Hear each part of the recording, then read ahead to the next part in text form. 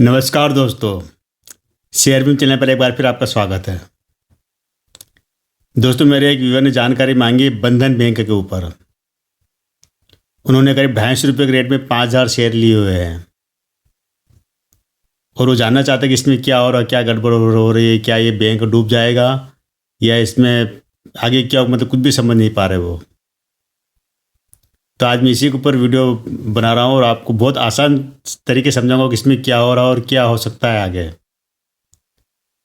Invest करने से पहले ज़रूर ये चीज़, इस वीडियो ज़रूर देखना, पूरा देखना वीडियो, क्योंकि आपको लगेगा कि शेयर सस्ता मिल रहा है, सस्ते के चक्कर में ऐसा नहीं कि आप फंस जाओ।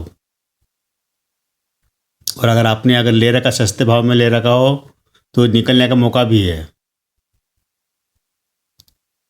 तो पहले थोड़ा सा मैं डेटा बताता हूँ इसका। करीब करीब 35,000 करोड़ का इसका मार्केट कैप है।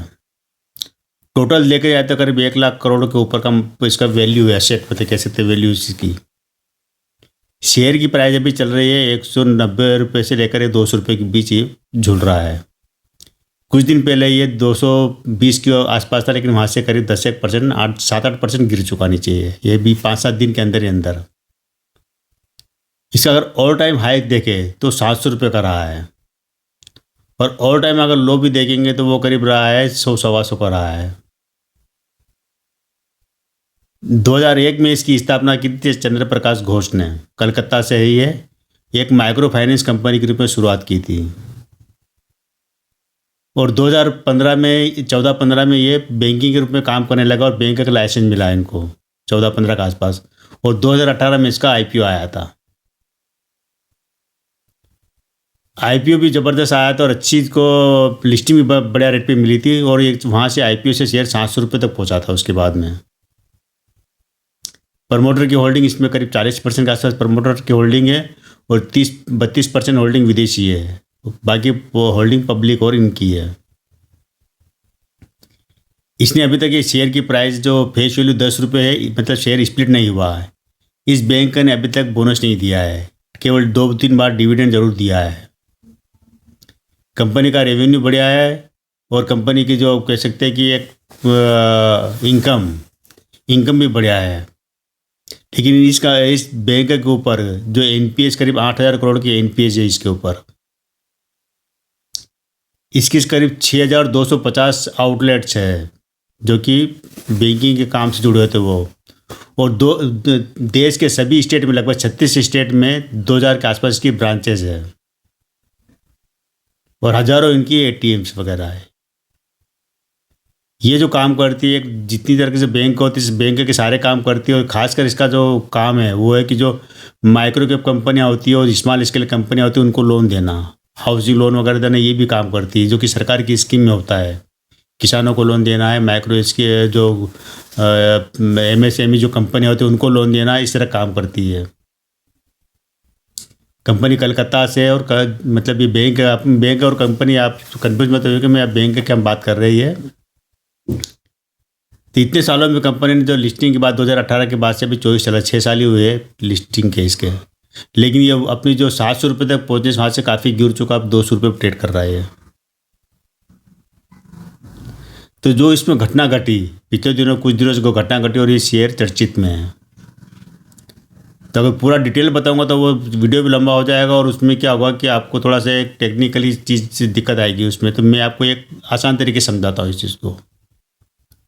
तो क्या होता है कि हमारा जो केंद्र सरकार है, कोई भी हो, चाहे किसी भी पार्टी की सरकार हो, तो वो कई बार हर साल मतलब इसी बजट में स्कीम लाती है कि उसमें जो एंटरप्रेन्योर है, स्मॉल स्केल कंपनियां हैं, बीमार उद्योग है, इन लोगों को सरकार स्कीम लाती है और कि उनको एक सस्ते दर पे या बिना ब्याज के लोन के लिए वो करती है कि स्कीम में कि इनको लोन दिया जाए ताकि ये अपने उद्योग को चला सके या नया उद्योग डाल सकते हैं। तो इसके लिए सरकार स्कीम लाती है, लेकिन सरकार पैसा देती नहीं है, सरकार केवल स्कीम लाती है। स्कीम लाने के बाद क्या होता है कि लोग जब बैंकों में अप्लाई करते हैं ऐसी स्कीमों के अंतर्गत लोन के लिए, तो बैंक वाले एकदम लोन नहीं देते हैं। बैंक क्या ऐसा थोड़ी कि भाषण हो गया और लोन दे देंगे।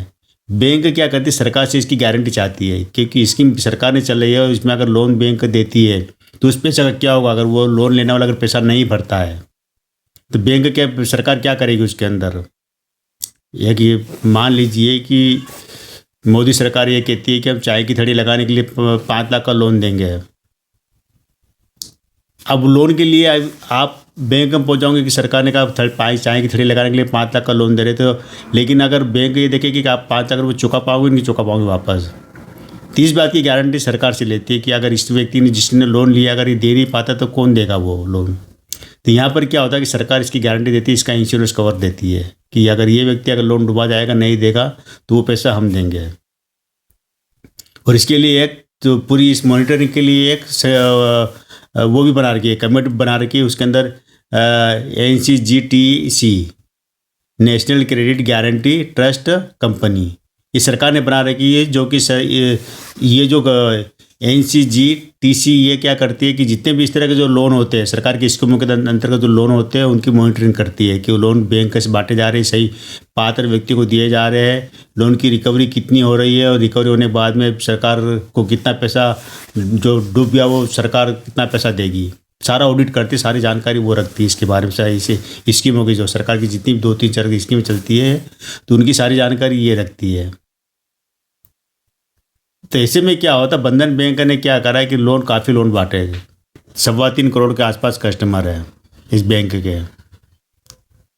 और जो मामला बना, जो 23,000 करोड़ का जो मामला बना है, 23,000 करोड़ का जो लोन बांटे थे उसके खाते की संख्या करीब 51 लाख के आसपास खाते हैं वो। मतलब 51 लाख लोगों को 2020 और 21 के 20-21-22 के बीच में लोन बांटा गया था, ये 23,000 करोड़ का। उसमें से क्या कि काफ़ी पैसा बैंकों को आ रहा है और काफ़ी पैसा बैंक के पास नहीं आया। तो बैंक ने एक बार सरकार से 917 करोड़ रुपए उठा लिए है कि जो पैसा डूब चुका है सरकार दे, और अभी 1296 करोड़ को एक और लेटर बैंक ने लिखा है सरकार को कि हमें ये पैसा भी डूब गया, ये पैसा भी वापस दो। तब टेंशन इस बात के लिए बन रहा है कि क्या सारा पैसा डूब रहा है जो बैंक ने बांटा है, तो 23,000 करोड़ रुपये जो बांटा वो पूरा ही डूब रहा है या उसमें से वापस आ भी रहा है, और आ रहा है तो कितना आ रहा है, डूबा तो कितना डूबा, और डूबा कौन रहे हैं, और जो लोग पैसा डुबा रहे, जो लोग पैसा नहीं दे रहे, क्या उनकी बैंक ने जानकारी निकाली कि नहीं है, लोन देने से पहले इंक्वायरी की कि नहीं है, उसके गारंटर कौन है, उसके किसने उसकी वो ली थी, मतलब सारी चीज़ें जानकारी देखेंगे कि बैंक ने कहीं यहाँ बैंक का फॉल्ट तो नहीं रहा है।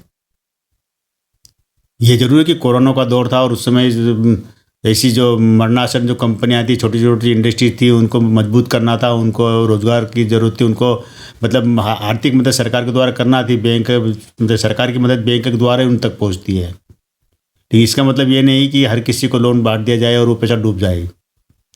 और आने वाले दिनों में पता नहीं कि अभी तो केवल मोटा मोटा देखा जाए तो करीब 2,000 करोड़ का क्लेम बैंक ने किया है। अगर ये पूरा अगर ज़्यादा निकलता मामला और आगे और बैंक और ऐसे मामले पेश करती है कि ये लोन भी डूब गया, ये भी हमें दो, ये भी डूब गया, तो बहुत बड़ा अमाउंट है, 23,000 करोड़ रुपए है, कम नहीं है। कल्पना करके देखिए अगर ये पूरा 23,000 करोड़ ही अगर मतलब पैसा से वापस नहीं आ रहा बैंक के पास, तो सरकार को तो इतना पैसा बैंकों को देना तो हालत ख़राब हो जाएगी। वो केवल एक ही बैंकों को इतना है, पता नहीं कितने बैंक है।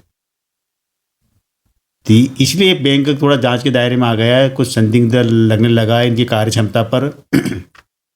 हो सकता है कि जांच में कुछ बड़ा नेगेटिव सामने आए या बड़ा पॉजिटिव सामने आए। पॉजिटिव की संभावना कम है, लेकिन नेगेटिव ज़्यादा मामले निकल सकते हैं। पहले कई बैंकों में इस तरह मामले निकले और हुए हैं। अब यहाँ पर क्या है कि बैंक का इस मामले में फंसना तय है, ये समझ लीजिए आप।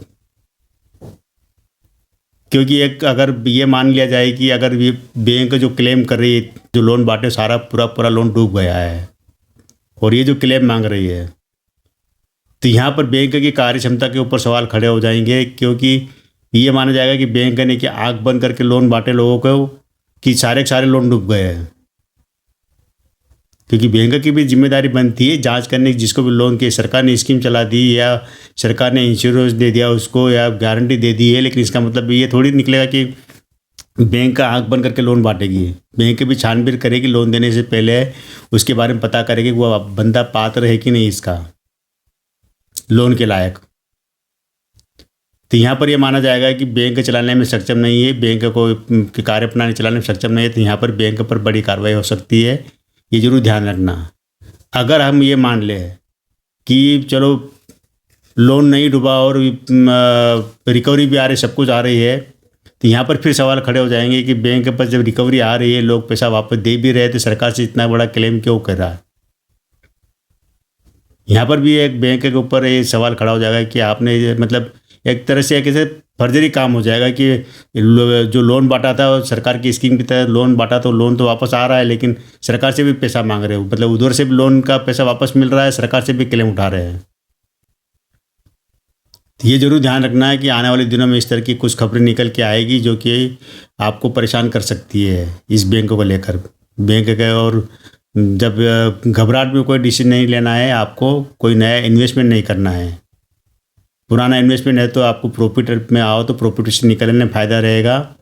हाँ, सब कुछ सही निकल जाता है इसके अंदर, या बैंक अगर जैसे ना जांच में अगर कुछ बैंक अपनी गलती मान लेते हैं तो वहाँ पर थोड़ा सा राहत मिल सकती है। तो ये दोस्तों पूरी कहानी ये है, इसकी मैंने बता दिया आपको बैंक का बारे में। इन्वेस्ट करने की कोई सलाह नहीं है। नंबर देने की बात करते हैं, बैंक अच्छा है, सब कुछ बढ़िया है, इसको हम 10 में से 6-7 नंबर दे सकते हैं। तेज़ी से आगे बढ़ने वाला बैंक है, लेकिन मामले अगर बड़े निकलते हैं तो इसके नंबर आप कम भी कर सकते हैं। तो आज केवल इतना ही दोस्तों, कल फिर मिलता है मैं एक नए वीडियो के साथ, नई जानकारी के साथ। तब तक बने रहिए मेरे इस चैनल पे। कैसा लगा ज़रूर ये ज़रूर बताना कैसा लगा, और शेयर कीजिए, सब्सक्राइब कीजिए, अपने दोस्तों को बताइए।